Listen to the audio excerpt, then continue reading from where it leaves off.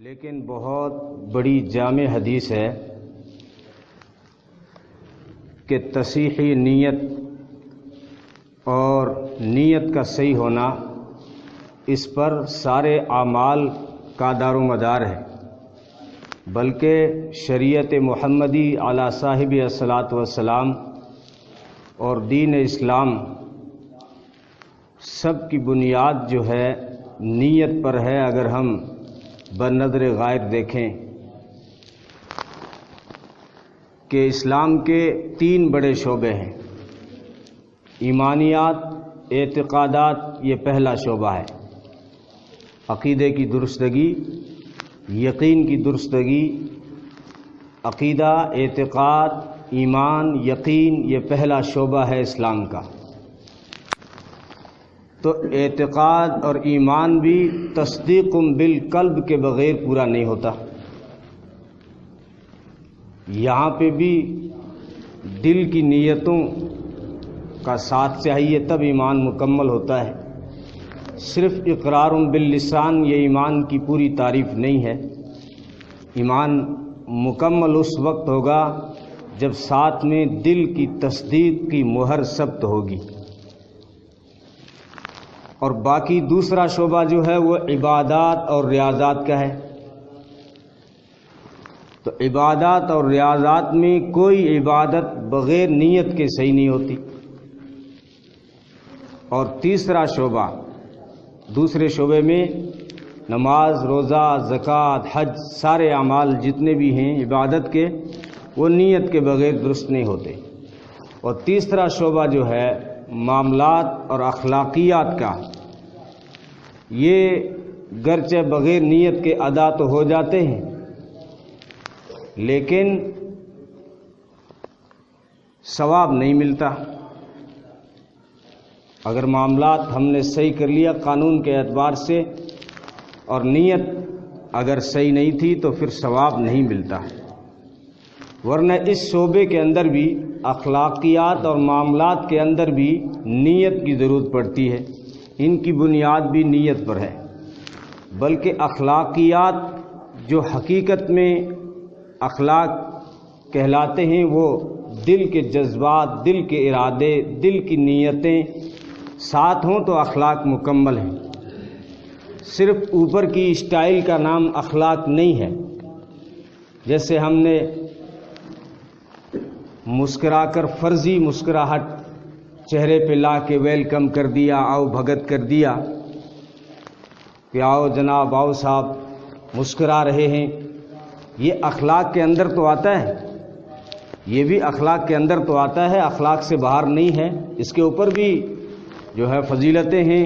مسکرا سے، کسی مومن سے مسکرا کر ملنا بھی صدقہ ہے، بہت بڑا ثواب رکھتا ہے۔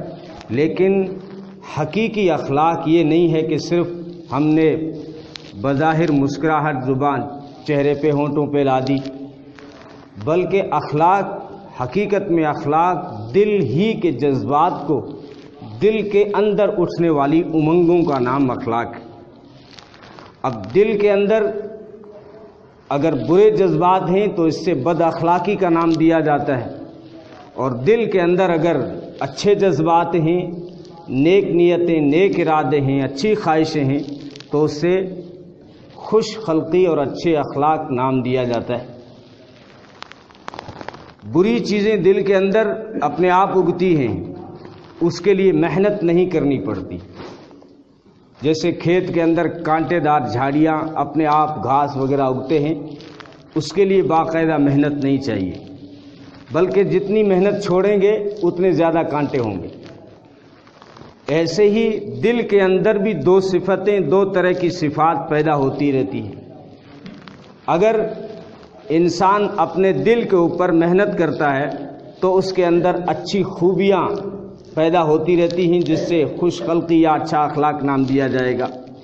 اگر انسان اپنے دل سے غافل ہو جائے اور دل کے اوپر محنت کرنا چھوڑ دے تو پھر جو ہے اپنے آپ برائی کے کانٹے دل میں، برے ارادے، بری نیتیں، بد اخلاقیاں یہ دل میں پیدا ہوتی ہیں۔ اور یہ صفتیں جو پیدا ہوتی ہیں یہ بنفس ہی اپنی ذات کے اعتبار سے بری نہیں ہیں، دل کے اندر جو جذبات پیدا ہوتے ہیں، بری خواہشیں یا برے جذبات، یہ اپنی ذات اور نفس کے اعتبار سے برے نہیں ہیں، اس میں اللہ کی حکمتیں ہیں۔ جیسے دل کے اندر غصہ بھر دیا، اللہ نے غصہ رکھ دیا انسان کے دل میں، تو غصہ اپنی ذات کے اعتبار سے برا نہیں ہے، یہ غصہ کہیں کام آتا ہے، اس لیے اللہ نے دل میں رکھا ہے۔ اگر آپ اس غصے کو جو دین کے لیے استعمال کر رہے ہیں، جہاں اللہ کے حق کی بات آتی ہے یا نبی کے طریقے کی بات آتی ہے، آپ وہاں اگر غصے ہو رہے ہیں تو یہ غصہ برا نہیں ہے۔ آپ خواہ مخواہ چھوٹی موٹی باتوں پہ غصہ ہو رہے ہیں تو پھر یہ غصہ بد اخلاقی میں چلا جاتا ہے، پھر یہ غصہ شیطانی حرکت بن جاتا ہے، جس کے لیے نبی نے فرمایا کہ غصہ یہ شیطان کی طرف سے ہوتا ہے، اور شیطان آگ سے پیدا ہوا ہے، اور آگ پانی سے بجھائی جاتی ہے۔ جب تمہیں غصہ آئے تو پانی پیو یا بیٹھ جاؤ تاکہ وہ جہنم کی آگ، وہ شیطان کی لگائی ہوئی آگ بجھ جائے۔ میں یہ کہہ رہا تھا ذات کے اعتبار سے غصہ بری چیز نہیں ہے۔ جیسے نبی پاک صلی اللہ علیہ وسلم کی صفات میں سے آتا ہے کہ آپ اپنی ذات کے لیے غصے نہیں ہوتے تھے، لیکن اگر بات اللہ کے حق کی ہو، بات اگر اسلام کی ہو، تو اتنے غصہ ہوتے تھے کہ آپ کے غصے کے سامنے کوئی چیز ٹھہر نہیں سکتی تھی، چہرہ سرخ ہو جاتا تھا اور نسیں جو ہے یہ رگیں پھول جاتی تھی۔ تو اس سے پتہ چلا کہ غصہ ذات کے اعتبار سے برا نہیں ہے۔ تو دل کے اندر جو جذبات پیدا ہوتے ہیں اس کو اپنی حد میں استعمال کرنے کا نام اخلاق ہے۔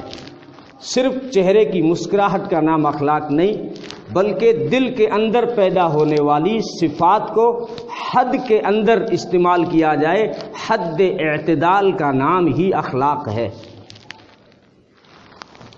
جیسے انسان کی صفات ہوتی ہیں، اگر اس کو قابو میں کیا جائے، جیسے حضرت عمر جلالی زمانے جاہلیت سے تھے، بہت غصہ آتا تھا، عمر کے غصے سے لوگ کانپتے تھے، لیکن اللہ کے رسول صلی اللہ علیہ وسلم نے جب تربیت فرمائی اور عمر کے دل پہ محنت کی تو ایسے بن گئی عمر کہ اللہ کے حق کے بارے میں تو غصہ آتا تھا، لیکن اپنی ذات کے بارے میں غصہ نہیں آتا تھا۔ جمعے میں نماز پڑھا رہے ہیں، خطبے کے بیچ میں لوگوں سے ایک سوال کیا عمر نے، کہا میں اگر اللہ اور اس کے رسول اور ابو بکر کے طریقے کے خلاف چلوں گا تو تم عمر کا کیا کر سکتے ہو، عمر کا کیا بگاڑ سکتے ہو؟ اب عمر کا جلال مشہور تھا، عمر کا غصے میں آنا مشہور تھا، عمر کے سامنے لب کشائی کرنا مشکل کام تھا، لیکن جب عمر نے صحابہ کی عدالت میں اپنے کو پیش کیا کہ اگر میں اللہ اس کے رسول یا ابو بکر کے طریقے کے خلاف قدم اٹھاؤں تو تم میرا کیا کر سکتے ہو؟ تو اسی مجمع میں سے ایک معمولی قسم کا سمجھا جانے والا صحابی جن کی عمر بھی کافی ڈھل چکی تھی وہ اٹھے۔ تلوار تو عرب کے پاس میں، عربی کے پاس میں اس طرح نکل آتی تھی جس طرح آج کے ہر شخص کے جیب سے موبائل نکل آتا ہے۔ اس نے تلوار نکالی اور کہا عمر اگر تم اللہ اس کے رسول اور ابو بکر کے طریقے کے خلاف چلو گے تو یہ بوڑھا تجھے اس تلوار سے ٹھیک کر دے گا۔ اب دیکھو یہاں عمر جلالی ہیں لیکن عمر کو یہاں غصہ نہیں آیا، فرمایا اللہ کا شکر ہے جس نے اپنے محبوب کی امت میں ایسے لوگ پیدا کر دیے جو عمر کو بھی ٹھیک کرنا جانتے ہیں۔ حضرت علی کی بہادری، شجاعت، غصہ آنا مشہور و معروف کہ عمر ابن عبد ود جو عرب کا اتنا بڑا مشہور شہسوار جو 1000 پہلوانوں کی طاقت رکھتا تھا، غزوہ خندق کے موقع پہ اسی 1000 پہلوانوں کی طاقت رکھنے والے عمر ابن عبد ود کو حضرت علی نے جب تلوار چلا کے اس کے سر کو اتنا دور جا پھینکا دیا تھا جتنا جو ہے بیٹسمین بال کو پھینک دیتا ہے۔ لیکن یہی علی جب کسی دشمن پہ قابو پا لیتے ہیں اور اس کی چھاتی پہ چڑھ جاتے ہیں اسلام کے لیے، کافر حضرت علی کے چہرے پہ تھوک دیتا ہے، حضرت علی مسکرا کے اسے چھوڑ دیتے ہیں۔ بعد میں پوچھا بھی گیا حضرت علی آپ جو ہے دشمن سے لڑ رہے تھے، آپ نے دشمن پہ قابو پا لیا تھا، اس کی چھاتی پہ چڑھ گئے تھے اور چھاتی پہ چڑھ کے آپ سینے پہ مکے مار رہے تھے، پھر آپ مسکرا کے کھڑے ہو گئے، اس سے چھوڑ دیا، کہا کہ پہلے جو مجھے غصہ آ رہا تھا وہ اللہ کے لیے آ رہا تھا، اللہ کے دین کے لیے آ رہا تھا، میں اپنا دشمن سمجھ کے نہیں، اسلام کا دشمن سمجھ کے اس کے سینے پہ مار رہا تھا، لیکن جب اس بدبخت نے میرے چہرے پہ تھوکا تو اندر سے مجھے غصے کی لہر دوڑی میرے اندر کہ تو علی کے چہرے پہ تھوکتا ہے۔ تو میں نے کہا میں نے محمد عربی کی سیرت سے یہی سیکھا ہے، محمد عربی اپنی ذات کے لیے غصہ نہیں ہوتے تھے، تو علی بھی اپنی ذات کے لیے غصے ہو کر اب اس سے نہیں مارے۔